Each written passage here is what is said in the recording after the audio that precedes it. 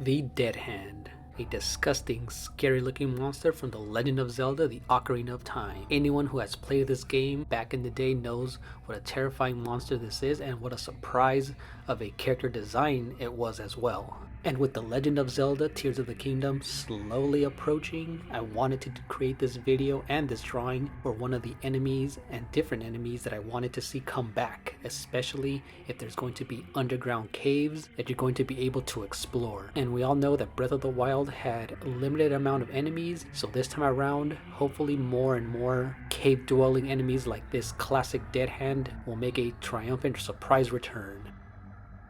So as you watch me take this traditional sketch and then transfer it to Procreate where I digitally color it, let's have a conversation of why this type of enemy should return in the Tears of the Kingdom. So before we get started, my name is Ivan Florentino Ramirez. Welcome to my channel, The Lens of Truth. If you're new to my channel, hit the like button, ring the bell, leave a comment, subscribe, and let's get to it.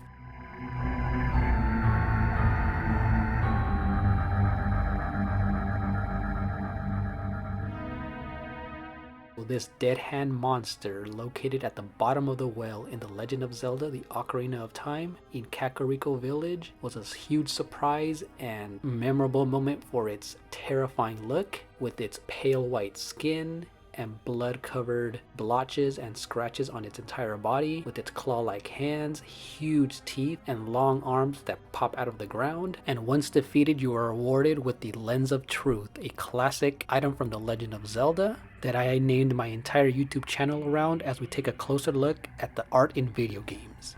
This was such a surprise and creative enemy design that never came back in any subsequent Zelda titles.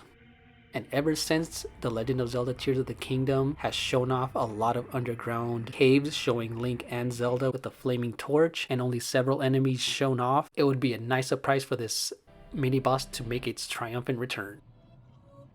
And this was just a very quick sketch that I created in my tiny sketchbook using Micron ink pens, Faber-Castell ink pens, and Prismacolor markers, all just in black and white and gray tones.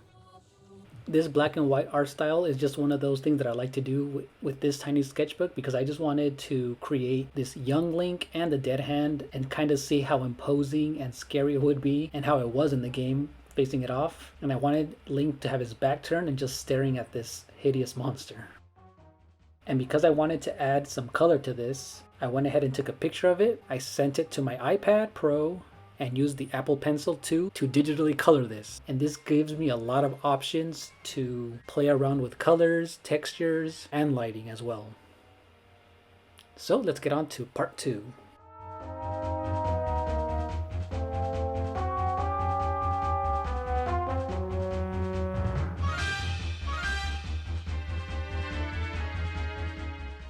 The convenience of going to digital is correcting anything that looks a little off when it comes to this small drawing that I did. So I went ahead and fixed the corners of the paper, fixed a little bit of imperfections using the clone tool. I can go really into detail by zooming in, cropping anything that I don't like, using the clone tool, the liquify tool to push anything in and out, making things bigger, and creating layers upon layers so that I'm able to experiment with the shadows, the lights, colors, and other textures independently from one another, and I can erase if mistakes are made or if I just decide to make any other changes.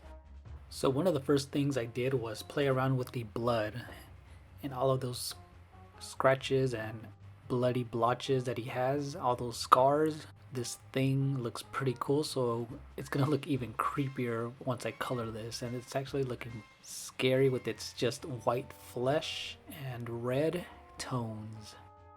And I experimented with this zombie skin, normal skin, and this leather type of texture brush that's already in the Procreate app, and it just makes it look a little bit better and a bit more texture than just using a plain soft airbrush.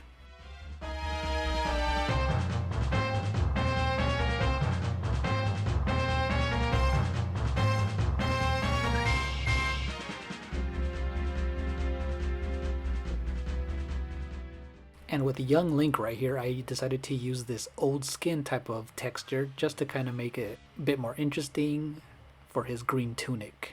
but I went ahead and used it almost all over his entire body, and just using different colors for his shield, his boots, his skin tone, and his hair. And what I saved for last was the skin of the Dead Hand.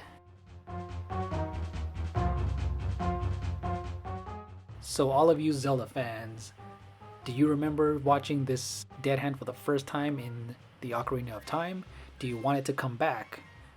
Comment down below if you have a specific enemy you want to return. As for me, I just want several different enemies and just a variety of them to be underground, in the sky, and on the land section of the game. Since it's going to be 3 tiers from what it looks like, it'll be really cool to have a variety of enemies at those 3 different levels.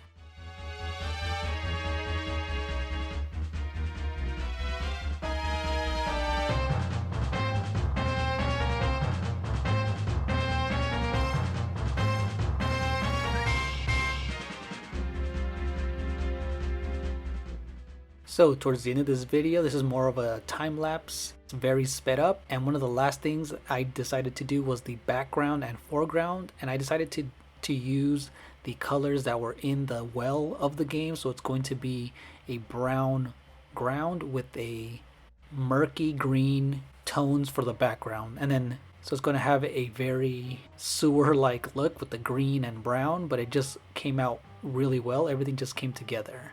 And I played around with different skin tones as well. And for the Dead Hand skin, I went over it with several brushes, and I used the different layers on top of it so I can play around with the shadows and lights as well.